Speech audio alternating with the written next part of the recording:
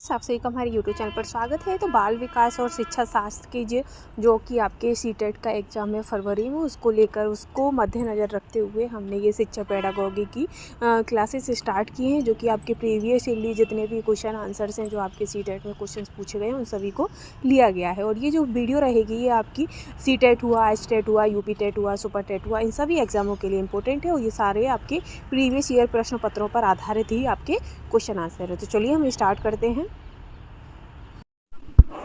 बच्चों में ज्ञान की रचना करने और अर्थ का निर्माण करने की क्षमता होती है।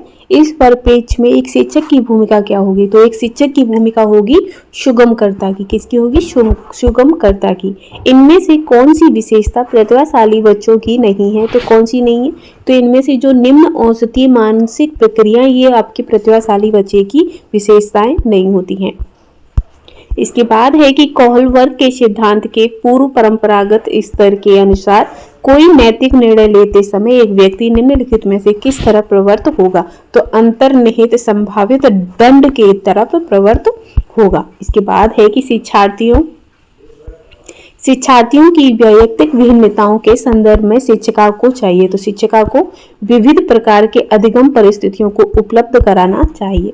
फिर है कि निम्नलिखित में से कौन सा बाल विकास का एक सिद्धांत नहीं है? तो विकास के सभी क्षेत्र महत्वपूर्ण होते हैं, तो ये है। फिर है कि सभी विकास परिपक्व तथा अनुभव की अंतःक्रिया का परिणाम होते हैं, ये भी है। और नहीं है ये बताना है, तो सभी विकास तथा अधिगम एक समान गति से आगे बढ़ते हैं, तो ये गलत है, क्योंकि जितने भी अधिगम विकास और ये जो होते हैं वो एक समान गति से आगे नहीं बढ़ते हैं। आगे है कि निम्नलिखित में से कौन सा आकलन करने का सर्वाधिक उपयुक्त तरीका है? तो आकलन शिक्षण अधिगम में अंतर्निहित प्रक्रिया है। कैसी? अंतर्निहित प्रक्रिया होती है। निम्नलिखित में से कौन सा सृजनात्मकता से संबंधित है? तो जो अपसारी चिंतन होता है, अपसारी जो अपसार होता है, अपसारी चिंतन आपका सृजनात्मकता से संबंधित है। बच्चों के बारे में निम्नलिखित कथनों में से कौन सा कथन वायोगोत्स्की से संबंधित है? तो वायोगोत्स्की के हिसाब से जो बच्चे हैं वो समवयस्क और वयस्कों के साथ सामाजिक अंतःक्रिया के माध्यम से सीखते हैं। बच्चे, तो बच्चे क्या हैं?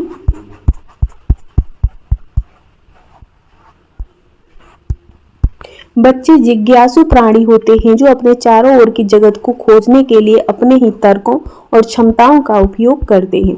बच्चों की त्रुटियों के बारे में निम्नलिखित में से कौन सा कथन सही है? तो जो बच्चों की जो त्रुटियां हैं वो उनके सीखने की प्रक्रिया का ही एक अंग होती हैं।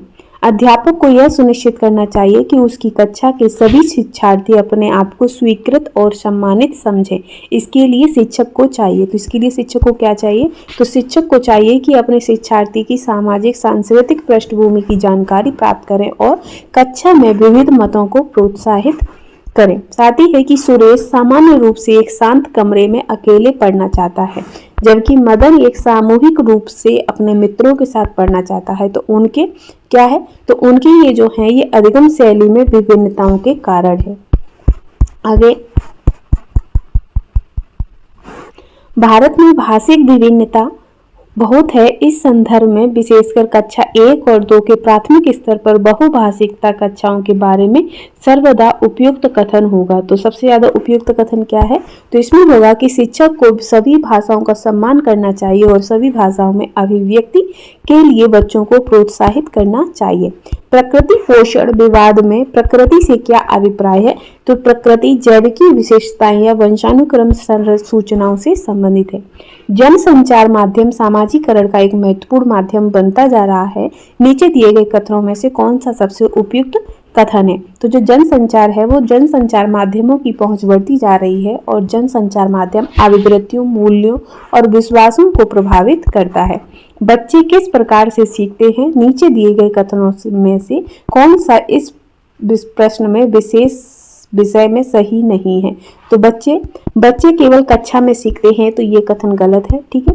आगे, कि प्राथमिक विद्यालय शिक्षक को अपने शिक्षार्थियों को अभिप्रेरित करने के लिए निम्नलिखित में से किस रणनीति को अपनाना चाहिए? तो प्राथमिक कक्षा पर बच्चों को उनकी रुचियों के अनुसार अपने लक्ष्य निर्धारित करने और उन्हें पाने के उद्यम में सहायता करनी चाहिए। साथ ही है कि निम्नलिखित में से कौन सा समाजीकरण का एक प्रमुख कारक है। तो समाजीकरण का परिवार जो होता है वो एक प्रमुख कारण होता है। बच्चों को समूह कार्य देना एक प्रभावी शिक्षण रणनीति है। क्यों? क्योंकि सीखने की प्रक्रिया में बच्चे एक दूसरे से सीखते हैं और परस्पर सहायता भी करते हैं। नेक्स्ट है कि एक औसत बुद्धि वाला बच्चा यदि भाषा को पढ़ने एवं समझने में कठिनाई प्रदर्शित करता है तो यह संकेत देता है कि बच्चा का लक्षण प्रदर्शित कर रहा है। तो यह क्या? तो जो बच्चा है वो पठन अक्षमता यानी कि डिसलेक्सिया का प्रदर्शित कर रहा है। इसी के आगे है कि शैशव काल की अवधि। तो शैशवावस्था की जो अवधि होती है वो जन्म से 2 वर्ष की होती है। पियाजे के अनुसार 2 से 7 वर्ष के बीच की जो अवस्था है वो कौन सी होती है? तो वो आपकी पूर्व संक्रियात्मक अवस्था होती है।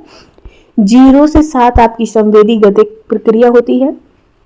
मूर्त आपकी ऊपर आ जाती है, उसके बाद औपचारिक संक्रियात्मक। फिर है कि विकास।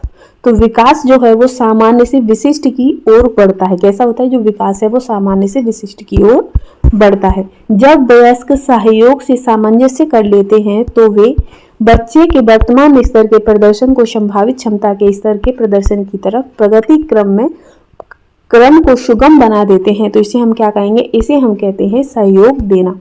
आगे, नवीन जानकारी को शामिल करने के लिए वर्तमान स्कीमा या अवधारणा में बदलाव की प्रक्रिया क्या कहलाएगी? तो वो आत्मसातकरण या आत्मसातीकरण कहलाती है। फिर है कि मध्य बाल्यावस्था में बच्चों में जो भाषा है तो भाषा सामाजिकृत के बजाय अहम केंद्रित होती है। आगे है कि बाल केंद्रित शिक्षा में शामिल है तो इसमें बच्चों के हस्तपरक गतिविधियां शामिल होती हैं। कक्षा अध्यापक के राघव को अपनी कक्षा में अपने कीबोर्ड पर स्वयं के द्वारा तैयार किया गया मधुर संगीत बजाते हुए देखा। कक्षा अध्यापक ने विचार किया कि राघव में संगीतमय बुद्धि उच्च स्तरीय है। फिर है कि जब एक शिक्षक यह समझता है कि स्वाभाविक रूप से लड़के गणित में और लड़कियों से अच्छे होते हैं तो यह क्या दर्शाता है? तो यह अध्यापक का लिंग जेंडर पक्षपाती दर्शाता है। समावेशी शिक्षा मानती है कि हमें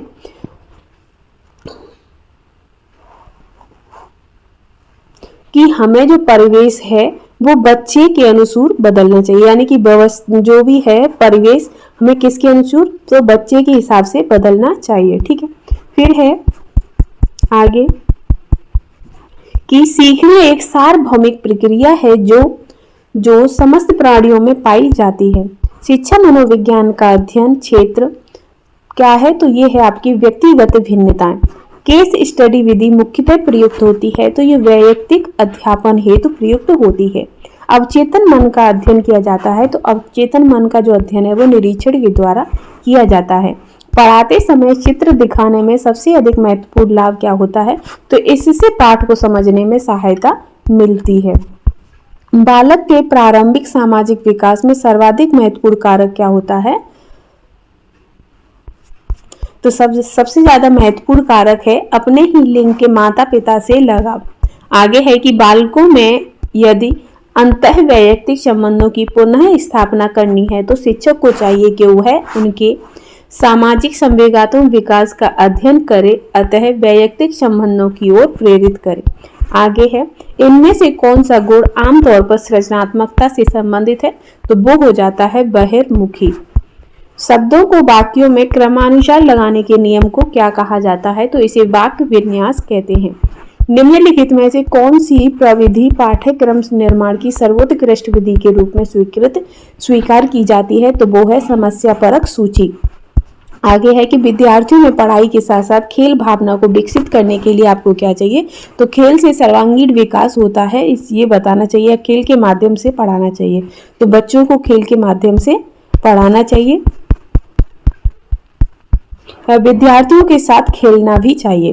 फिर है कि शिक्षा किसी निश्चित स्थान पर प्रदान की जाती है, यह कथन शिक्षा के अर्थ में प्रयुक्त है, तो ये शिक्षा के संकुचित अर्थ में प्रयुक्त है। इसके बाद है कि बाह्य प्रेरणा को क्या कहते हैं? तो बाह्य प्रेरणा को नकारात्मक प्रेरणा कहते हैं। विकास के मुख्य रूप से नहीं है, तो जो विकास है वो जनसंख्या विकास तथा भूमि विकास ये मुख्य रूप से नहीं है। वह बच्चे जिनके परिवार का वातावरण प्रजातांत्रिक होता है अन्य बच्चों की अपेक्षा अधिक क्रियाशील व बहिर्मुखी व्यक्तित्व वाले होते हैं। वे बालक जो भाषा बोलने, सुनने, लिखने में समस्या प्रदर्शित करते हैं उन्हें क्या कहेंगे, तो उन्हें डिस्फेजिया कहा जाता है। आगे फिर है कि निम्नलिखित में से कौन सा सिद्धांत बाल विकास के वातावरण संबंधी कारकों को भी महत्व देता है, तो वो है सामाजिक अधिगम सिद्धांत। आगे पियाजे के अनुसार कोई बच्चा किस अवस्था में अपने परिवेश की वस्तुओं को पहचानने एवं उसमें विभेद करने लगता है, तो पूर्व संक्रियात्मक अवस्था में।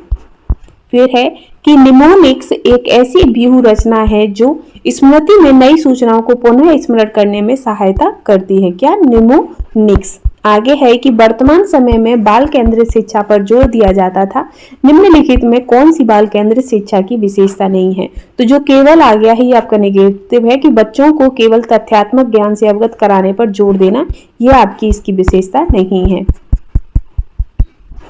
बुद्धि का द्विकारक सिद्धांत क्या है, तो द्विकारक सिद्धांत सभी प्रकार के मानसिक कार्यों में दो प्रकार की मानसिक योग्यताओं की आवश्यकता होती है, प्रथम सामान्य बुद्धि और द्वितीय विशिष्ट योग्यता, यही आपकी द्विकारक सिद्धांत है। आगे है कि आप किसी नई कक्षा में गणित के शिक्षक के रूप में जाते हैं, आपको एक सफल एवं प्रभावी शिक्षण के लिए निम्न में से क्या आवश्यक है, तो व्यक्तिगत विभिन्नताओं का ज्ञान होना आवश्यक है। शिक्षण प्रक्रिया में क्रियात्मक अनुसंधान का उपयोग अति महत्वपूर्ण है, इसमें अध्ययन किया जाता है, तो इसमें कक्षागत व्यवहारिक समस्याओं का अध्ययन किया जाता है। प्राथमिक कक्षाओं में किस प्रकार के शिक्षार्थियों को हस्तशिल्प की शिक्षा देना उपयुक्त है, तो पिछड़े शिक्षार्थियों को हस्तशिल्प की शिक्षा देना उपयुक्त होता है।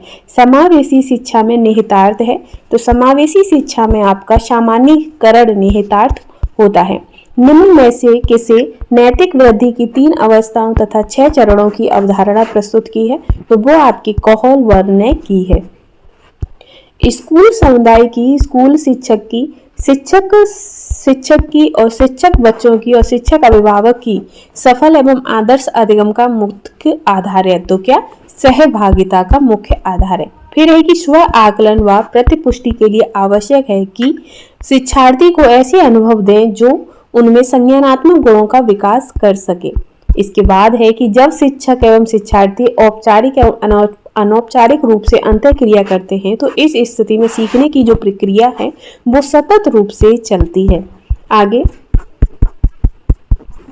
कि विकास की शैशवावस्था में सामवेगिक विकास का अध्ययन किया जाता है, तो निरीक्षण से किया जाता है। आगे निम्न में से किसने सामाजिक अधिगम सिद्धांत का प्रतिपादन किया है, तो वो बंडूरा और वाल्टर्स ने किया है। विकास के संबंध में निम्नलिखित में से कौन सा कथन सत्य नहीं है, तो किसी बच्चे में वृद्धि और विकास की जो गति को ध्यान में रखकर उसके आगे बढ़ने की दिशा और स्वरूप के बारे में भविष्यवाणी नहीं की जा सकती है, ये आपका कथन गलत है। उच्च प्राथमिक स्तर के बालक की विशेषता नहीं है, तो वो हो जाएगी डेटिंग करना। फिर है कि प्रतिद्वंदात्मक समाजीकरण की अवस्था कहा जाता है, तो वो बाल्यावस्था को कहा जाता है। आगे निचली कक्षाओं में बच्चे विभिन्न प्रकार की खेल क्रियाओं में अपने खिलौनों को दूसरों के साथ मिल बांट कर खेलते हैं, इससे बच्चों में सामाजिकरण की किस प्रक्रिया का विकास होता है, तो एकता और सहयोग की भावना का विकास होता है। आगे है कि पियाजे के अनुसार कोई बच्चा किस अवस्था में अपने परिवेश की वस्तुओं को पहचानने व उसमें विभेद करने लगता है, तो पूर्व संक्रियात्मक अवस्था यानी कि 2 से 7 वर्ष की उम्र। फिर है कि पियाजे ने किसी बच्चे के विचारों में नए विचारों का समावेश हो जाने को क्या कहा है, तो उसे सात्मीकरण कहा है। ठीक है। इसके बाद है कि वर्तमान समय में बाल केंद्रित शिक्षा पर जोर दिया जाता है, निम्नलिखित में से कौन सी बाल केंद्रित शिक्षा की विशेषता नहीं है, तो बालक को केवल तथ्यात्मक ज्ञान अवगत कराने पर जोर देना, ये आपकी बाल केंद्रित शिक्षा की विशेषता नहीं है। एक बालक जिसकी आयु 15 वर्ष है, यदि उसकी मानसिक आयु 18 वर्ष है, तो आप उसकी बुद्धि लब्धि होगी, तो इसकी बुद्धि लब्धि जो है वो आपकी हो जाएगी 120। ठीक है। आगे कि निम्नलिखित में से किस कथन में बुद्धि एवं बुद्धि परीक्षण के महत्व का पता चलता है, तो वो है कि उपरोक्त सभी कथनों से आपके बुद्धि परीक्षण के महत्व का पता चलता है।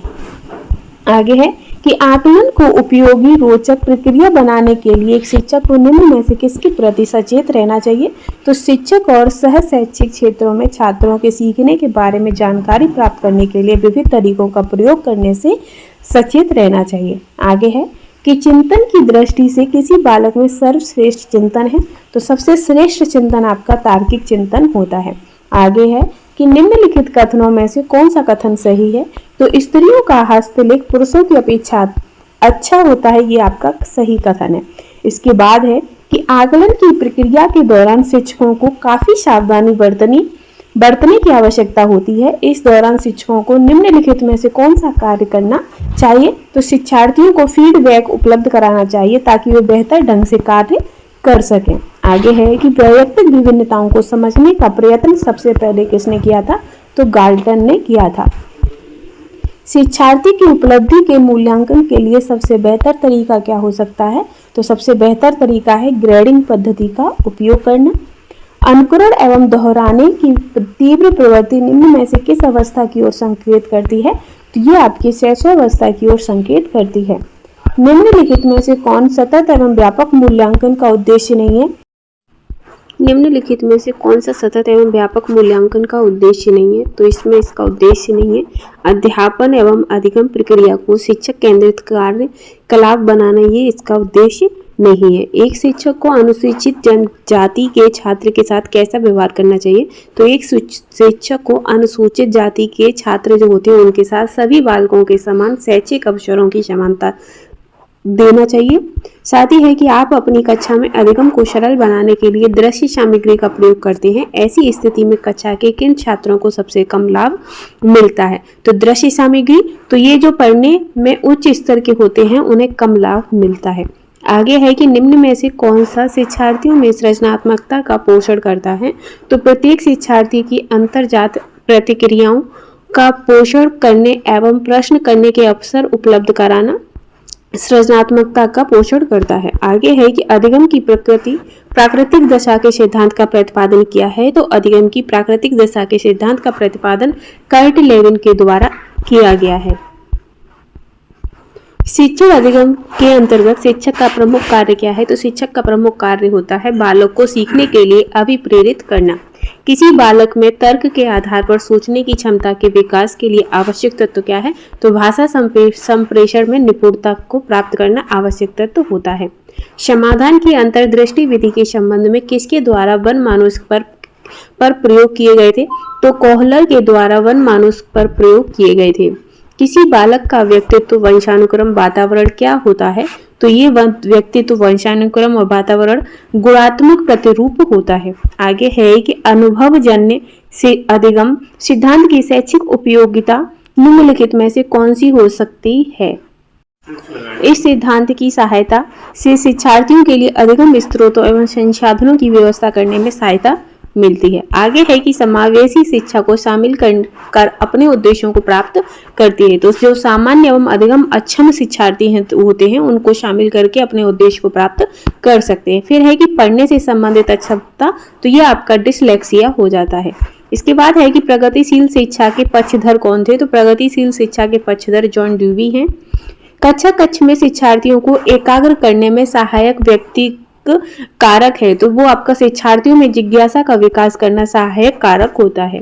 किसी बालक के व्यवहार के निर्धारण के संदर्भ में निम्नलिखित में से कौन सा व्यवहार उत्तम होता है, जब बालक के सम्मुख अनेक प्रेरक हों और तो उनमें से कुछ अधिक प्रभावी होते हैं, ये सबसे ज्यादा उत्तम होता है। आगे है कि निम्न में से किसने नैतिक वृद्धि की अवस्थाओं का अवधारण प्रस्तुत किया है, तो नैतिक वृद्धि की अवस्थाओं का जो अवधारणा है ये आपके कोहलबर्ग ने दी है। आगे है कि एक अध्यापक को महत्व देना चाहिए, तो एक अध्यापक को सभी को समान रूप से महत्व देना चाहिए। बाल केंद्रित शिक्षा के समर्थक के तौर पर आपके अनुसार निम्नलिखित में से किसका महत्व सर्वाधिक है, तो शिक्षक बालक के व्यक्तित्व का कहाँ तक विकास कर पाता है, ये सबसे ज्यादा सर्वाधिक महत्वपूर्ण है।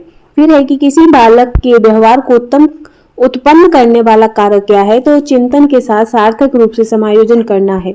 आगे है कि मीरा का अपनी सहेलियों में वैयक्तिक एवं सामाजिक समायोजन सबसे श्रेष्ठ है। आपके अनुसार इसका कारण क्या हो सकता है, तो मीरा बहुत होशियार है, या विद्यालय की प्रधानाचार्य है, अमीर घर से संबंधित है, या फिर मीरा की भाषा बहुत आकर्षक है। तो इसका आंसर हो जाएगा कि मीरा की भाषा बहुत आकर्षक है।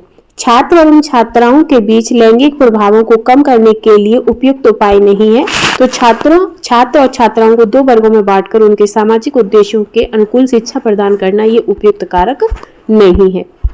नेक्स्ट है कि निम्न में से किसने वंशानुक्रम को वैयक्तिक विभिन्नता का प्रमुख कारण माना है, तो वो आपके मन है।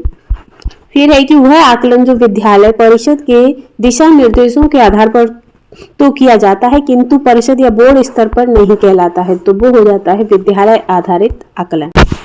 निबंधात्मक प्रश्नों के द्वारा निम्नलिखित में से किस क्षमता का आकलन संभव नहीं है, तो निबंधात्मक प्रश्नों के द्वारा शिक्षार्थी का भाषण कौशल करना संभव नहीं।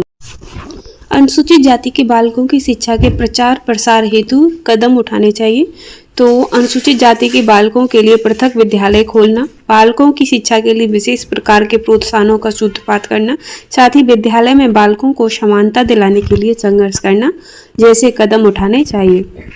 कक्ष में दृश्य श्रव्य सामग्री के संदर्भ में निम्न में से कौन सा कथन असत्य है, तो इन सामग्रियों को कक्षीय शिक्षण के स्थान पर प्रयोग किया जा सकता है, ये कथन सर्वदा गलत है। आपकी कक्षा का एक बालक सप्ताह में 2-3 बार स्कूल से भाग जाता है तो वह बालक है, तो वह बालक आपका पिछड़ा बालक। फिर है कि बालकों में सोचने की योग्यता सफल जीवन के लिए आवश्यक है, ये मत किसका है, तो ये मत है क्रो एंड क्रो का, कि बालकों में सोचने की जो योग्यता है वो सफल जीवन के लिए आवश्यक है। अंतर्दृष्टि द्वारा अधिगम का प्रतिपादन किया था, तो गेस्टाल्ट मनोवैज्ञानिकों के द्वारा प्रतिपादन किया गया था। क्रिया अधिगम के अध्ययन हेतु निम्न में से किसने क्रिया प्रसूत अनुबंधन का प्रयोग किया है, तो स्किनर ने क्रिया प्रसूत अनुबंधन का प्रयोग किया है। कोई बच्चा अपनी समस्या जब स्वयं हल कर लेता है तब आप क्या करेंगे, तो बच्चे को पुरस्कृत करेंगे। आगे है कि निम्नलिखित में से कौन सा सिद्धांत छात्रों के व्यवहार को वांछित स्वरूप तथा दिशा प्रदान करने में शिक्षकों की सहायता करता है, तो प्रयास एवं त्रुटि, और प्रयास एवं त्रुटि का सिद्धांत थॉर्नडाइक ने दिया है। संवेग व्यक्ति की उत्तेजित दशा है, ये कथन है वुडवर्थ का, तो संवेग जो है वो व्यक्ति की उत्तेजित दशा है। आगे, एक शिक्षक होने के नाते आप सामाजिक शिक्षण को क्यों महत्वपूर्ण मानते हैं, तो बच्चों के समाजीकरण में सहायक है। आप अपनी कक्षा के बच्चों में ईमानदारी की शिक्षा देना चाहते हैं तो इसके लिए आप करेंगे, तो क्या करेंगे, ईमानदार बच्चों को पुरस्कृत करेंगे। नेक्स्ट है कि मानव विकास के संदर्भ में पुनर्बलन सिद्धांत निम्न में से किसने प्रतिपादित किया था, तो पुनर्बलन सिद्धांत डोलार्ड और मिलर ने प्रतिपादित किया था। निम्न में से किसने सर्वप्रथम बुद्धिलब्धि शब्द को परिभाषित किया है, तो सबसे पहले बुद्धिलब्धि शब्द को स्टर ने परिभाषित किया था। वाइगोत्स्की के अनुसार खेल बालक के विकास किस रूप से प्रभावित नहीं करता है, तो खेल कार्यों और वस्तुओं को विचारों से जोड़ता है। आगे, सामाजिक समायोजन का कठिन काल कहा जाता है, तो किशोरावस्था। समावेशी शिक्षा सम्मिलित करती है, तो समावेशी शिक्षा सामान्य और अधिगम अक्षम शिक्षार्थियों को सम्मिलित करती है। पढ़ने की अक्षमता डिस्लेक्सिया कहलाती है।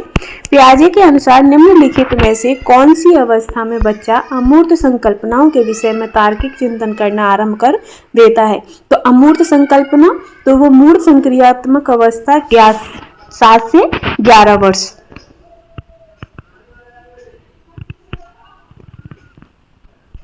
आगे, विशेष रूप से प्राथमिक स्तर पर विद्यार्थियों की सीखने संबंधी समस्याओं को संबोधित करने का सबसे बेहतर तरीका है अक्षमताओं के अनुरूप विभिन्न शिक्षण पद्धतियों का प्रयोग करना। लैंगिक भेदभाव को दूर करने के लिए शिक्षा व्यवस्था होनी चाहिए, तो छात्र और छात्राओं दोनों के लिए समान प्रावधान होने चाहिए। आगे है, आपकी कक्षा का एक छात्र राजू एक सृजनशील छात्र है, तो उसकी बुद्धि का स्वरूप कैसा होगा, तो उसका बुद्धि का स्वरूप औसत से अधिक होगा।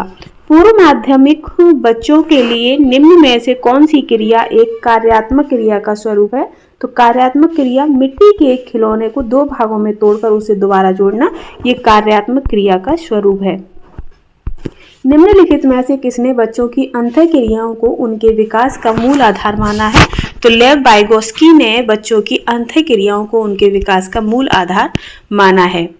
आप अपनी कक्षा में बालकों में सामाजिकरण की प्रक्रिया को तेज करना चाहते हैं तो आप निम्न में से क्या कदम उठाएंगे? तो बालकों को स्कूल की परंपराओं से परिचित कराएंगे, साथ ही बालकों में सामाजिक आदर्श स्थापित करेंगे और बालकों को समाज में प्रचलित मान्यताओं के विषय में जानकारी देंगे।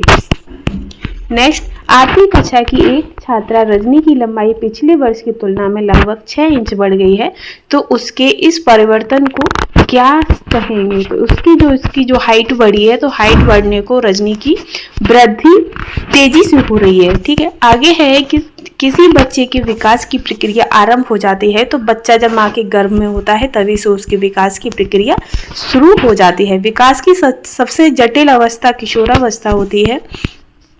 एक विद्यार्थी के असामाजिक व्यवहार को सुधारने के लिए कौन सा कार्य नहीं करना चाहिए? तो दूसरे विद्यार्थियों से कहना कि वह उसके साथ ना रहें, ये कार्य नहीं करना चाहिए। जब कोई बच्चा अपनी समस्या समाधान स्वयं करने लगता है तो उसमें निपुण कौन सा गुण विकसित हो जाता है? तो उसमें वैज्ञानिक अन्वेषक का गुण विकसित हो जाता है। निम्न में से कौन सा बच्चे की सामाजिक मनोवैज्ञानिक आवश्यकताओं के साथ संबंध नहीं है? तो शरीर से अपशिष्ट पदार्थों का नियमित रूप से बाहर निकलना, ये उनका सामाजिक विकास नहीं है। फिर है कि अधिगम को प्रभावित करने वाला शिक्षक से संबंधित कारक नहीं है, तो अनुशासनहीनता। आगे है कि जब अधिगम करने वाले में स्वयं ही अधिगम कार्य पर अधिकार प्राप्त करते हुए तनाव उत्पन्न होता है, तो उस स्थिति को आंतरिक अभिप्रेरणा कहते हैं।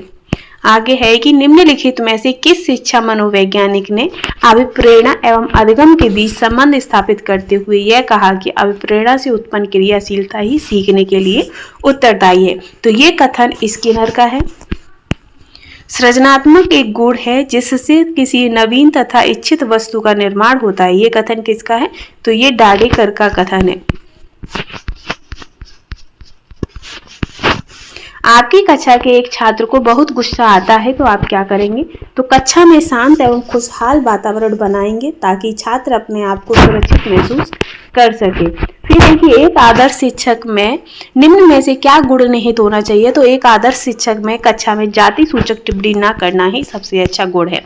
फिर है कि पारंपरिक बाह्य परीक्षा की तुलना में वर्तमान समय में विद्यालय आधारित मूल्यांकन को सुदृढ़ करने की आवश्यकता क्यों है?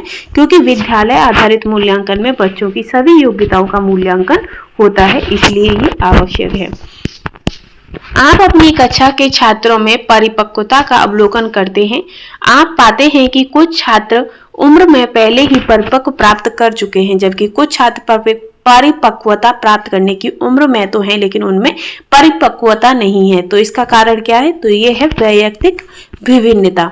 निम्न में से क्या चिंतन की विशेषता नहीं है? तो चिंतन की विशेषता नहीं है, तो चिंतन के लिए किसी समस्या का होना आवश्यक नहीं है, तो ये गलत है। चिंतन तभी करते हैं जब कोई ना कोई समस्या होती है। पियाजे के अनुसार किसी बालक में तार्किकता का अभाव किस आयु तक होता है?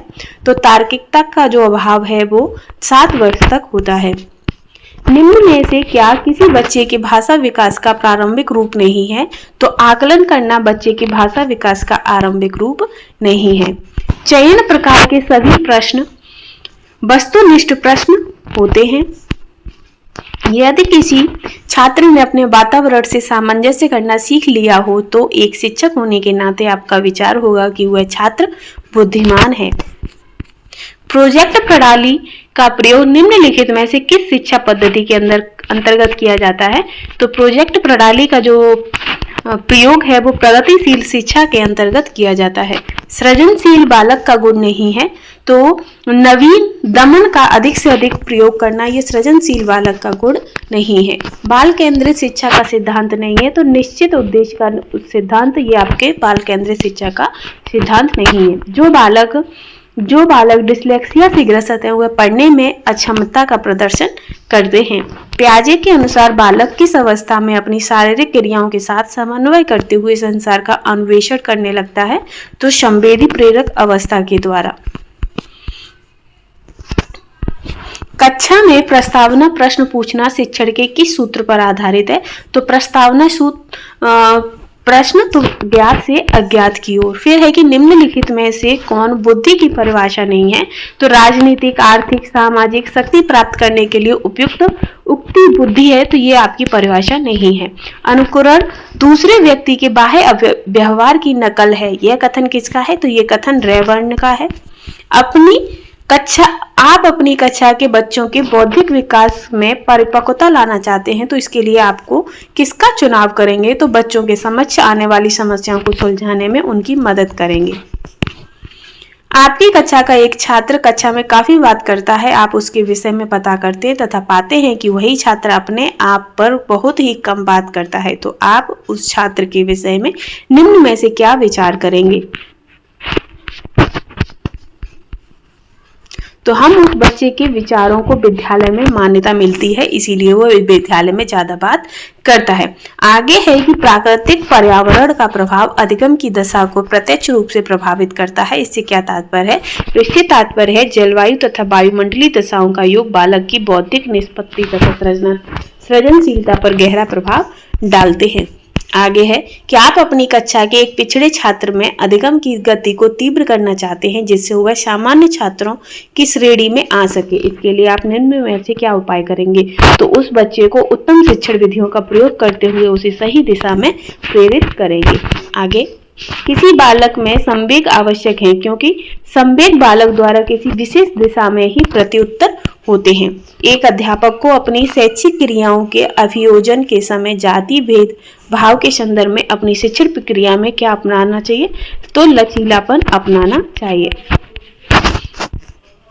आपकी कक्षा में कुछ बच्चे शारीरिक रूप से निशक्त, कुछ बच्चे मानसिक रूप से निशक्त तथा बाकी बच्चे सामान्य हैं। आपके अनुसार उन्हें कक्षा में बिठाने की निम्न कौन सी व्यवस्था सर्वाधिक उपयुक्त होगी? तो बच्चों को कक्षा में कहीं भी बैठने की सुविधा प्रदान की जाए। बुद्धि के प्रति दर्श सिद्धांत का प्रतिपादन निम्न में से किसने किया है? तो थॉमसन ने किया है। वर्तमान समय में सतत एवं व्यापक मूल्यांकन के अंतर्गत ग्रेडों में अंकों का वितरण किया जाता है। इस प्रणाली में कितने प्रतिशत अंक प्राप्त करने वालों को बहुत अच्छा या बी ग्रेड के अंतर्गत रखा जाता है? तो 56 से लेकर 74% के लोगों को। आगे है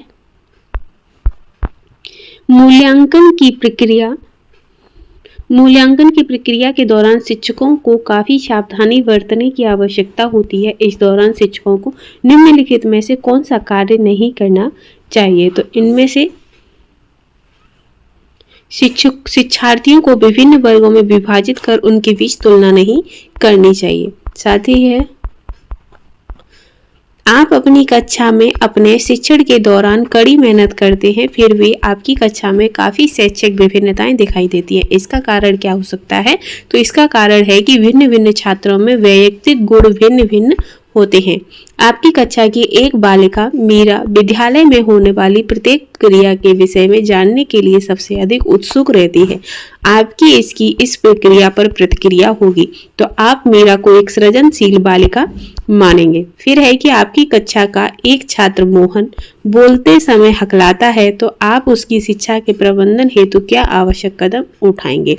तो उसमें अध्ययन की गलत आदतों पर नियंत्रण कराएंगे। नेक्स्ट, यदि आप अपनी कक्षा के बच्चों में यह भावना जागृत करना चाहते हैं कि उन्हें विद्यालय उपलब्धियों में सफल होना चाहिए, तो उसके लिए आप निम्न में से क्या उपाय अपनाएंगे? तो आप बच्चों की बौद्धिक क्षमताओं का विकास करेंगे, बच्चों का मार्गदर्शन उचित दिशा में करेंगे, साथ ही अपने सभी उचित विधियों का प्रयोग करेंगे। किसी बालक की समस्याओं के विषय में पता लगाने के लिए कम उपयोगी मनोवैज्ञानिक विधि क्या है? तो सबसे कम उपयोगी परीक्षण विधि होती है। पाठ्यक्रम निर्माण में सर्वाधिक महत्व किसको दिया जाता है? तो पाठ्यक्रम निर्माण में सबसे ज्यादा वैयक्तिक भिन्नता को महत्व दिया जाता है। अधिगम के संदर्भ में शिक्षा शास्त्रियों एवं मनोवैज्ञानिकों ने विविध प्रकार की परिभाषाएं दी हैं। इन परिभाषाओं के अनुसार अधिगम चलने वाली एक निरंतर प्रक्रिया है, तो जीवन पर्यंत चलने वाली एक निरंतर प्रक्रिया है। बालक अपने चारों ओर जिन वस्तुओं और परिस्थितियों को देखकर जो चिंतन करता है वह प्रत्यक्ष चिंतन कहलाता है। आपकी कक्षा के समाजीकरण में आपकी भूमिका है, तो बच्चों का बौद्धिक विकास करने में आपकी भूमिका रहेगी। बालकों के नैतिक विकास को समझने के लिए जीन पियाजे ने निम्न में से कौन सी विधि को अपनाया है? तो जीन पियाजे ने साक्षात्कार, तार्किक, जांच पड़ताल विधियों को अपनाया है। मैं कौन हूँ, क्या हूँ, मैं कुछ भी हूँ आदि ऐसी प्रबल भावनाएं विकास की किस अवस्था की ओर इंगित करती हैं? तो ये किशोरावस्था की ओर इंगित करती हैं। बच्चे की आरंभिक शिक्षा के अंतर्गत उसे सर्वप्रथम किस विषय की शिक्षा प्रदान की जाती है? तो बच्चे को सबसे पहले भाषा की शिक्षा प्रदान की जाती है। अच्छे शिक्षक का उद्देश्य निम्नलिखित में से क्या होना चाहिए? तो एक अच्छे शिक्षक का उद्देश्य होना चाहिए कि जीवन के नए मूल्यों, नए विचारों व परिवर्तनों का स्वागत करना होना चाहिए। आगे, बाल केंद्रित शिक्षा में पाठ्यक्रम का स्वरूप नहीं है, तो आर्थिक आवश्यकताओं के अनुसार। कॉलबर्ग के अनुसार नैतिक विकास का प्रथम चरण है, तो कॉलबर्ग के अनुसार नैतिक विकास का जो प्रथम चरण है वो दंड एवं आज्ञा पालन की अभिमुखता है।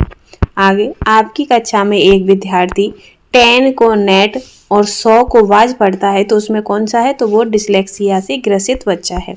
फिर है कि आपकी कक्षा में कुछ छात्रों की दृष्टि कमजोर है, परंतु वे पढ़ने में भी कमजोर हैं। वे आपसे निवेदन करते हैं कि वे श्याम पट पर देख नहीं पाते, तो उन्हें आगे बैठने की अनुमति दें।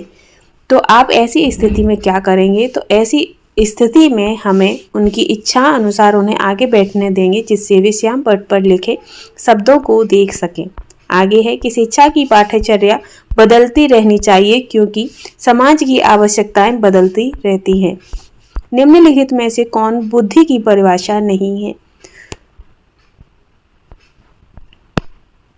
तो बुद्धि राजनीतिक, आर्थिक, सामाजिक शक्ति प्राप्त करने के लिए उपयुक्त उक्ति बुद्धि है, तो ये कथन गलत है। फिर है कि अनुकरण दूसरे व्यक्तियों के बाह्य व्यवहार की नकल है, तो ये किसने कहा है? तो ये रेवर्ण का कथन है। आप अपनी कक्षा के बच्चों के बौद्धिक विकास में परिपक्वता लाना चाहते हैं, तो इसके लिए आप निम्न में से किसका चुनाव करेंगे? तो हम बच्चों के समक्ष आने वाली समस्याओं को सुलझाने में उनकी मदद करेंगे। आपकी कक्षा का एक छात्र कक्षा में काफ़ी बात करता है, आप उसके विषय में पता करते हैं तथा पाते हैं कि वही छात्र अपने घर पर बहुत ही कम बात करता है, तो आप उस छात्र के विषय में क्या विचार देते हैं? तो क्योंकि उससे विद्यालय में प्रत्येक समय बच्चों के साथ खूब विचार करने की, या फिर उस बच्चे को विचारों को, जो उस बच्चे के जो विचार हैं उसे विद्यालय में मान्यता मिलती है, इसलिए वह क्लास में ज़्यादा बात करता है। प्राकृतिक पर्यावरण का प्रभाव अधिगम की दिशा को प्रत्यक्ष रूप से प्रभावित करता है। ये इससे तात्पर्य क्या है? तो इससे तात्पर्य है कि प्राकृतिक प्रभाव जिसमें जलवायु तथा वायुमंडल दशाओं का योग बालक की बौद्धिक निष्पत्ति तथा सृजनशीलता पर गहरा प्रभाव डालते हैं। आप अपनी कक्षा के एक पिछड़े छात्र में अधिगम की गति को तीव्र करना चाहते हैं, जिससे वह सामान्य छात्रों की श्रेणी में आ सके। इसके लिए आप निम्न में से क्या उपाय अपनाएंगे? तो इसके लिए हम उत्तम शिक्षण विधियों का प्रयोग करते हुए सही दिशा में प्रेरित करेंगे। आगे है कि किसी बालक में संवेग आवश्यकता है, क्योंकि संवेग बालक द्वारा किसी विशेष दिशा में दिया गया प्रत्युत्तर होता है। आगे है कि एक अध्यापक को अपनी शैक्षिक क्रियाओं के अभियोजन के समय जातीय भेदभाव के संदर्भ में अपनी शिक्षण प्रक्रिया में क्या अपनाना चाहिए? तो अपनी शिक्षण प्रक्रियाओं में लचीलापन अपनाना चाहिए। आपकी कक्षा में कुछ बच्चे शारीरिक रूप से निशक्त और कुछ बच्चे मानसिक रूप से तथा बाकी बच्चे सामान्य हैं। आपके अनुसार उन्हें कक्षा में बिठाने की निम्न कौन सी व्यवस्था सर्वाधिक उपयुक्त होगी? तो ऐसे बच्चों को कक्षा में कहीं भी बैठने की सुविधा प्रदान की जानी चाहिए। बुद्धि के प्रतिदर्श सिद्धांत का प्रतिपादन किसने किया है? तो बुद्धि के प्रतिदर्श सिद्धांत का प्रतिपादन थॉमसन ने किया है। वर्तमान समय में सतत व्यापक मूल्यांकन के अंतर्गत ग्रेडों के अंकों का वितरण किया जाता है। इस प्रणाली में कितने प्रतिशत अंक प्राप्त करने वाले छात्र को बहुत अच्छा या वी ग्रेड के अंतर्गत रखा जाता है? तो 56 से 74 के बीच में। आगे, मूल्यांकन की प्रक्रिया के दौरान शिक्षकों को काफी सावधानी बरतने की आवश्यकता होती है। इस दौरान शिक्षकों को निम्न में से कौन सा कार्य नहीं करना चाहिए? तो शिक्षकों को शिक्षार्थियों को भिन्न वर्गों में विभाजित कर उनके बीच तुलना नहीं करनी चाहिए। आप अपनी कक्षा में अपने शिक्षण के दौरान कड़ी मेहनत करते हैं, फिर भी आपकी कक्षा में काफी शैक्षिक विभिन्नताएं दिखाई देती हैं। इसका कारण क्या है? तो इसका कारण है कि भिन्न भिन्न छात्रों में वैयक्तिक गुण भी भिन्न भिन्न होते हैं। आपकी कक्षा की एक बालिका मीरा विद्यालय में होने वाली प्रत्येक क्रिया के विषय में जानने के लिए सबसे ज्यादा उत्सुक रहती है, तो आपकी इस प्रक्रिया पर क्या प्रतिक्रिया होगी? तो मीरा जो है वो एक सृजनशील बालिका है। आगे, आपकी कक्षा का एक छात्र मोहन बोलते समय हकलाता है, तो आप उसकी शिक्षा के प्रबंधन हेतु क्या आवश्यक कदम उठाएंगे? तो उसमें अध्ययन की गलत आदतों पर नियंत्रण कराएंगे। आगे, यदि आप अपनी कक्षा के बच्चों में यह भावना जागृत करना चाहते हैं कि उन्हें विद्यालयी उपलब्धियों में सफल होना चाहिए, तो इसलिए आप निम्न में से क्या उपाय अपनाएंगे? तो बच्चों की बौद्धिक क्षमताओं का विकास करेंगे, साथ ही बच्चों का मार्गदर्शन उचित दिशा में करेंगे और अपने शिक्षण में उचित विधियों का प्रयोग करेंगे। किसी बालक की समस्याओं के विषय में पता लगाने के लिए कम उपयोगी मनोवैज्ञानिक विधि आपकी परीक्षण विधि है।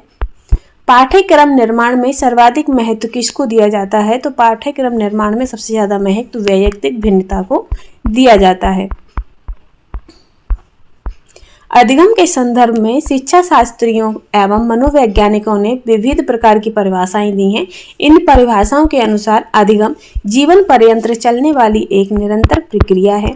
बालक अपने चारों ओर जिन वस्तुओं और परिस्थितियों को देखकर जो चिंतन करता है वह एक प्रत्यक्ष चिंतन कहलाता है। आपकी कक्षा में बच्चों के समाजीकरण में आपकी भूमिका होगी, तो उसमें आपकी हमारी जो भूमिका है वो बच्चों का बौद्धिक विकास करने में सामाजिक भूमिका होगी। बालकों के नैतिक विकास को समझने के लिए जीन पियाजे ने निम्न में से कौन सी विधि को अपनाया है? तो जीन पियाजे ने साक्षात्कार विधि को अपनाया है। इसी के साथ आगे है कि मैं कौन हूँ, क्या हूँ, मैं कुछ नहीं हूँ, ऐसी प्रबल भावना विकास की किस अवस्था की ओर इंगित करती हैं? तो ये जो भावनाएं हैं ये किशोरावस्था की ओर इंगित करती हैं। बच्चे की आरंभिक शिक्षा के अंतर्गत उसे सर्वप्रथम किस विषय की शिक्षा प्रदान की जाती है? तो बच्चे को सबसे पहले भाषा का ज्ञान कराया जाता है। आगे है कि अच्छे शिक्षक का उद्देश्य निम्न में से क्या होना चाहिए? तो अच्छे शिक्षक का उद्देश्य होना चाहिए कि बच्चों को जीवन के नए मूल्यों, नए विचारों व परिवर्तनों का स्वागत करना चाहिए। आगे है कि बाल केंद्रित शिक्षा में पाठ्यक्रम का स्वरूप नहीं होना चाहिए। तो बाल केंद्रित शिक्षा में पाठ्यक्रम का जो स्वरूप है वो आर्थिक आवश्यकताओं के अनुसार नहीं होना चाहिए। कोहलबर्ग के अनुसार नैतिक विकास का प्रथम चरण क्या है? तो कोहलबर्ग के अनुसार नैतिक विकास का प्रथम चरण दंड एवं आज्ञा पालन की अभिमुखता है। नेक्स्ट क्वेश्चन है,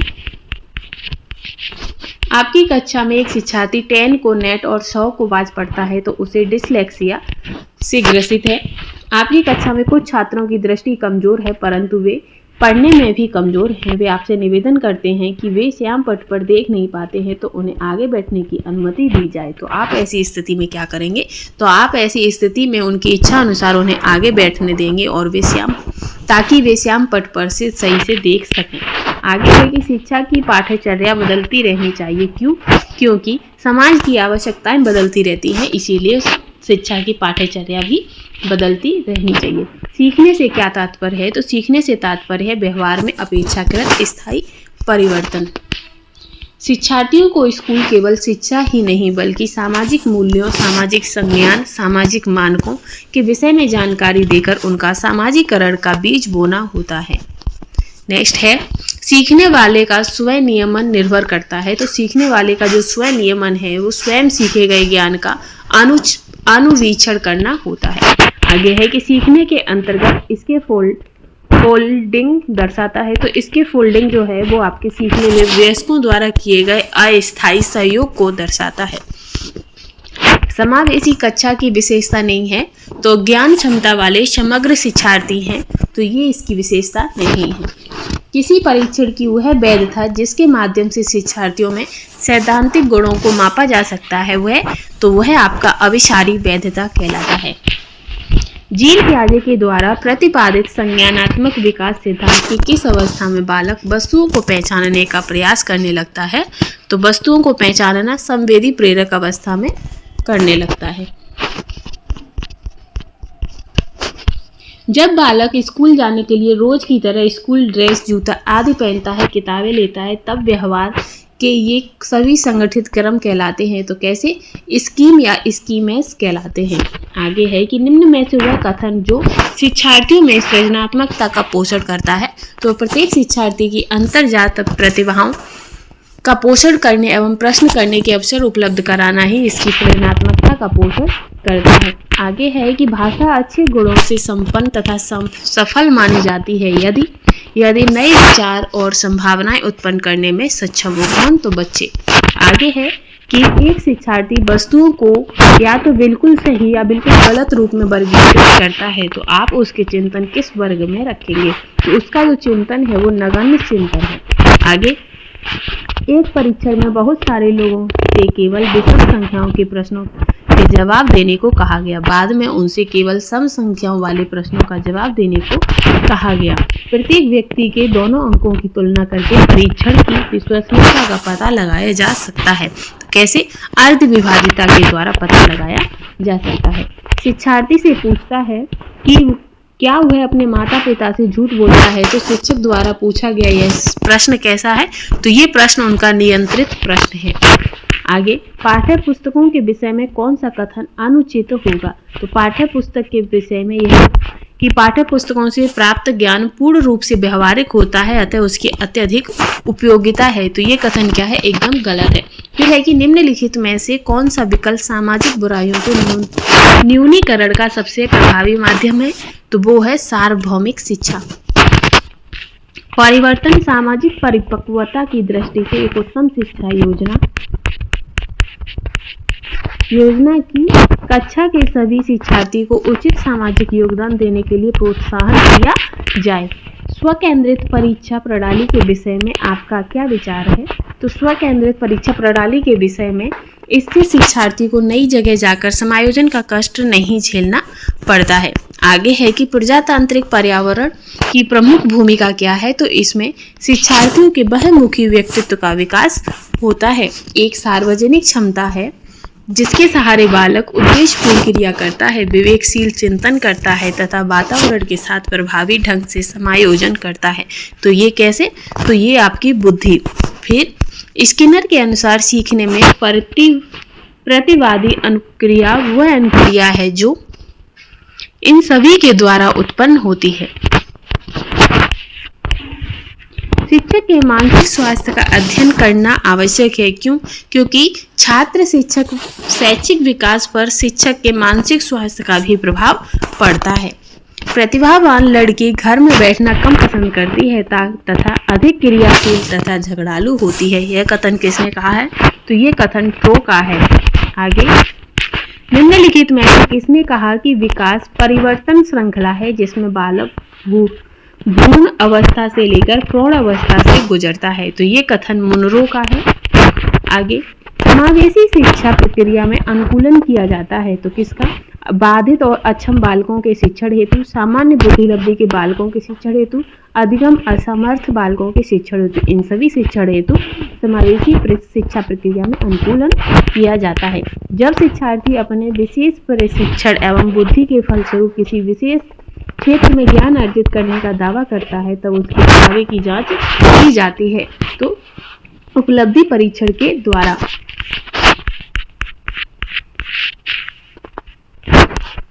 खेल का एक लाभ यह भी है कि वे अवकाश काल के उत्तम उपयोग का प्रोन्नत करते हैं। साथ ही है कि पढ़ने की अक्षमता तो डिस्लेक्सिया हो जाता है और बुद्धि का प्रकार नहीं है तो मानसिक बुद्धि का प्रकार नहीं है। निम्न में से अधिगम से संबंधित सही है तो अधिगम सार्वभौमिक एवं जीवन भर चलता है। अधिगम विकास एवं परिवर्तन दोनों है। अधिगम उद्देश्य पूर्वाशक्ति होता है। तो ये सारे ही कथन सही हैं। बच्चे के उचित विकास को सुनिश्चित करने के लिए उसका स्वास्थ्य शारीरिक विकास एवं महत्वपूर्ण आवश्यकता है। ये कथन कैसा है? तो ये कथन आपका सही है क्योंकि शारीरिक विकास के अन्य पक्षों के साथ अंतर संबंध रखता है। आगे रहेगा, चौमस्की का विकास सिद्धांत आधारित है। तो चौमस्की का विकास सिद्धांत भाषा पर आधारित है। सृजनात्मक बालक वह हैं जो हमेशा जोखिम उठाने को तैयार रहते हैं। निम्नलिखित में से किस मनोवैज्ञानिक ने वैयक्तिक भिन्नताओं की उत्पत्ति में आनुवंशिकता की भूमिका को सर्वाधिक महत्व दिया है? तो फ्रांसिस गाल्टन। आगे, सृजनात्मक विचार प्रक्रिया के जिस चरण में समस्या समाधान अवचेतन स्तर पर आगे बढ़ता है तो वह कहलाएगा, वह उस्मायन चरण कहलाता है। मॉडल चित्रों से उत्तम निर्देशन होते हैं क्योंकि उनमें लंबाई, चौड़ाई और ऊंचाई तीनों दिखाई पड़ती हैं। समाज मनोवैज्ञानिकों ने बाल अपराधी प्रवृत्ति तथा सामाजिक अपराधों को समझने के लिए अनेक उपायों का प्रयोग किया है, किंतु इन दोनों समस्याओं के नियंत्रण के संदर्भ में इसकी प्रकृति का संबंध मनोवैज्ञानिक पहलुओं से होता है। आगे, स्कूल तथा समुदाय के बीच अच्छे संबंध के लिए निम्न में से क्या आवश्यक है? तो समय समय पर स्कूल की प्रगति एवं गतिविधियों की जानकारी समुदाय को देते रहना चाहिए। साथ ही स्कूल के वातावरण को सुधारने में समुदाय के लोगों का सहयोग देना चाहिए। शिक्षकों तथा अभिभावकों को निरंतर संपर्क में रहना चाहिए। आगे है कि पेडागोगी का अर्थ है, तो पेडागोगी का अर्थ होता है विद्यार्थियों को पढ़ाने की कला और विज्ञान। एक भाषा में शब्दों को वाक्यों में ढालने के नियमों को क्या कहते हैं? तो शब्दों को वाक्यों में ढालने के नियमों को उपस्वनिन कहते हैं। आगे, वाइगोत्स्की के अनुसार निकृष्ट विकास क्षेत्र है, तो वाइगोत्स्की के अनुसार निकृष्ट विकास क्षेत्र क्या होता है? तो बालक के वास्तविक क्षमता स्तर तथा कार्यकारी विकास स्तर का योगफल। बालक के सीखने के लिए आकलन और अनुदेशन के बीच दृष्टिकरण द्वारा सीखने को प्रभावित करता है, तो संबंधों को।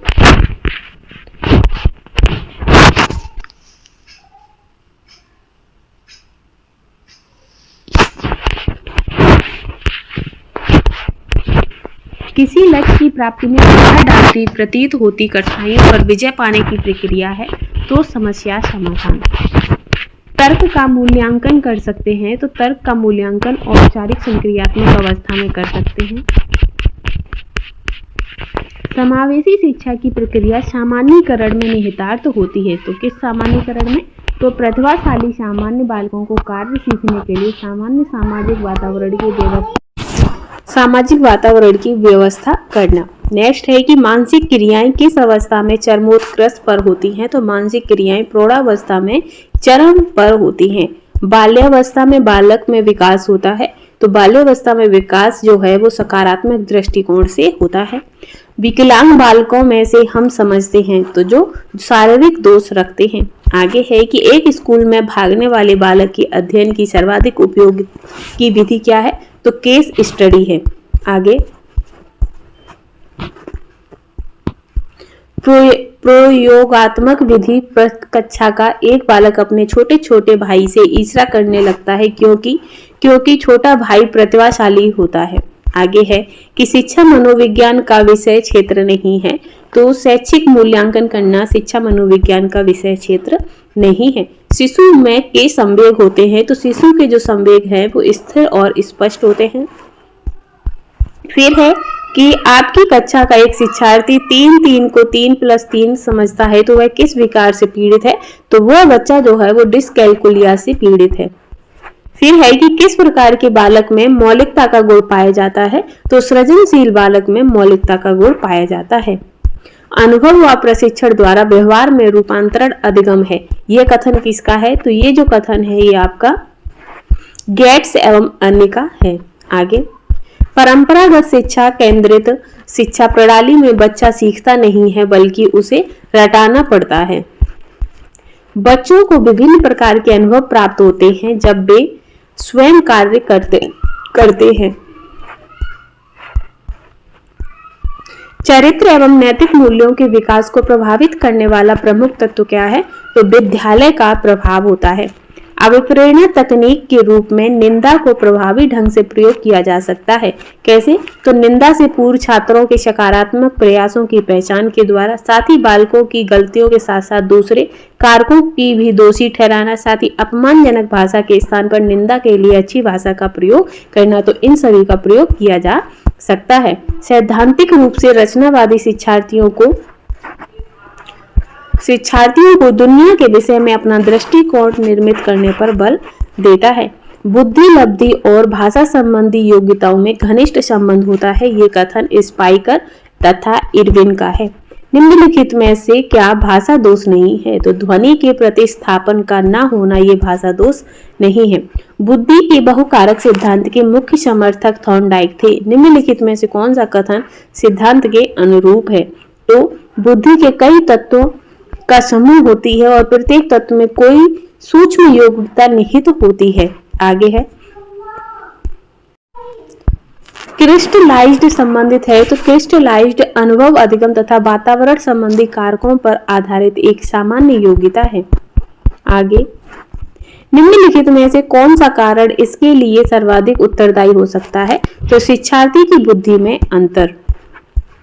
बाल केंद्रित शिक्षा द्वारा निम्नलिखित में से क्या संभव नहीं हो सकता है? तो बाल केंद्रित शिक्षा के द्वारा प्रत्येक बालक पर पृथक रूप से ध्यान नहीं दिया जाना चाहिए। फिर है कि अधिगम पर वैयक्तिक तथा वातावरण से संबंधित कारकों का प्रभाव किस अवस्था तक पड़ता है? तो संपूर्ण जीवन पड़ता है। लैंगिक भेदभाव के कारण छात्रों की मनोदशा पर पड़ने वाला प्रभाव है तो उनका मन स्कूल जाने के लिए नहीं करता। मानसिक रूप से पिछड़े बालक की समस्या नहीं है तो असफलता का भय ना होना ये मानसिक रूप से पिछड़े बालक की समस्या नहीं है। आगे है कि आपकी कक्षा का एक बच्चा किसी समस्या को समझने का प्रयास कर रहा है, आप उस बच्चे के विषय में क्या कहेंगे? तो हम उस बच्चे में वैज्ञानिक सोच का विकास हो रहा है ऐसा कहेंगे। शिक्षार्थियों के मूल्यांकन के लिए सामान्यतः निबंधात्मक प्रश्नों का प्रयोग किया जाता है। इस प्रकार के प्रश्नों की बड़ी खामी क्या है? तो ऐसे प्रश्नों में वस्तुनिष्ठता व विश्वसनीयता की कमी होती है। आगे है कि आप एक शिक्षक के रूप में नियुक्त होकर किसी विद्यालय में जाते हैं और आप शिक्षार्थियों की क्षमताओं को समझने के लिए निम्नलिखित में से किस क्षेत्र का चुनाव करेंगे? तो हम शिक्षा का चुनाव करेंगे। आगे है कि मनोवैज्ञानिक सतत एवं व्यापक मूल्यांकन के बारे में निम्नलिखित में से कौन सा कथन गलत है?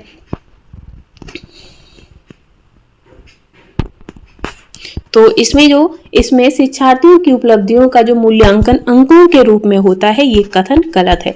आगे रहेगा कि आप अपनी कक्षा में अधिगम की गति तेज कर सकते हैं यदि वास्तविक दुनिया के उदाहरणों को कक्षा में लाया जाए जिसमें शिक्षार्थी एक दूसरे से अंतःक्रिया करके शिक्षक उस प्रक्रिया को सुगम बना सकता है। बालक की रुचि विद्यालय में बढ़ाने के लिए क्या किया जाना चाहिए? तो बच्चे की रुचि विद्यालय में बढ़ाने के लिए विद्यालय का जो वातावरण है वो बालक के अनुकूल होना चाहिए। आगे है कि जब किसी क्रिया को बार बार दोहराया जाता है तो अस्वाभाविक उद्दीपक भी वही प्रतिक्रिया देने लगता है जो स्वाभाविक उद्दीपक देता है। यह अधिगम का निम्नलिखित में से कौन सा सिद्धांत है? तो ये शास्त्रीय अनुबंधन सिद्धांत है। आगे, आप अपनी कक्षा के शिक्षार्थियों को पूरी कक्षा में कहीं पर भी बैठने की अनुमति देते हैं। उनमें से कुछ छात्र समूह बनाकर पढ़ते हैं तथा कुछ छात्र चुपचाप बैठकर अपने आप पढ़ते हैं, परंतु आपकी कक्षा के कुछ शिक्षार्थियों के अभिभावकों को यह पसंद नहीं आता है। इस स्थिति में आप क्या तरीका खोजेंगे? तो इस स्थिति में अभिभावकों को शिक्षक पर विश्वास व्यक्त कर समस्या पर चर्चा करनी चाहिए। आगे, जब किसी किशोर में किसी वस्तु, समस्या या परिस्थितियों के लिए निजी स्तर पर निर्णय लेने की क्षमता का विकास परिपक्व होने लगता है तो इस विकास को कहेंगे, तो इस विकास को संज्ञानात्मक विकास कहेंगे। फिर है कि आपकी कक्षा का एक शिक्षार्थी पढ़ने में बहुत तेज है, वह 7वीं कक्षा में होते हुए भी 10वीं कक्षा के विषय को आसानी से समझ लेता है, तो उसकी इस वैयक्तिक भिन्नता का कारण क्या है? तो उसकी विशिष्ट योग्यता है। सामाजिकरण की प्रक्रिया में किसी बच्चे के सामाजिक मूल्यों और सामाजिक प्रतिमानों को सीखने की संभावना निर्भर करती है, तो बच्चे के साथी समूह पर निर्भर करती है। संवेगों का शिक्षा में महत्व नहीं है, तो संवेगों का जो शिक्षा में महत्व नहीं है तो किस पे नहीं है? तो शिक्षार्थियों में समाज के अनुकूल व्यवहार करने की क्षमता पैदा करना ये संवेगों का महत्व नहीं है। आगे है कि सीखने में प्रेरणा का स्थान अत्यंत महत्वपूर्ण है क्योंकि इससे बालकों में अनुशासन की भावना विकसित होती है। निचली कक्षाओं में शिक्षक की खेल पद्धति मूल रूप से आधारित है, तो विकास एवं वृद्धि के मनोवैज्ञानिक सिद्धांतों पर आधारित है। किसी कक्षा कक्ष में सीखने को प्रभावित करने वाले महत्वपूर्ण घटक है, तो कक्षा कक्ष का मनोवैज्ञानिक वातावरण ही उसका महत्वपूर्ण घटक है। समावेशी शिक्षा का मुख्य उद्देश्य क्या है? तो समावेशी शिक्षा का मुख्य उद्देश्य समावेशन है। से ग्रस्त बालक गणित से संबंधित समस्याएं करता है, तो डिसकैलकुलिया से ग्रस्त जो बच्चा होता है वो गणित संबंधी समस्याएं करता है। बुद्धि परीक्षण वे बुद्धि परीक्षण हैं जिनमें मूर्त चित्रों, सजीव पदार्थों, ज्यामिति चित्रों आदि का प्रयोग होता है, तो ये आपके अशाब्दिक बुद्धि परीक्षण है। शिक्षार्थियों के आकलन का प्रयोजन नहीं है तो शिक्षक तथा शिक्षार्थी के मध्य सहयोगात्मक कार्यकलाप के प्रयास को धीमा करना ये शिक्षार्थियों के आकलन का प्रयोजन नहीं होता है। यदि सीखने वाले में सीखने की क्षमता किसका सीखने की अभिप्रेरणा तत्परता अभिवृत्ति का अभाव होगा तो सीखना कठिन हो जाता है। विकास के फलस्वरूप बालकों में होने वाले विभिन्न प्रकार के परिवर्तनों को ना तो प्रत्यक्ष रूप से देखा जा सकता है और ना ही उनका मापन किया जा सकता है। किसका? विकास का। ठीक है।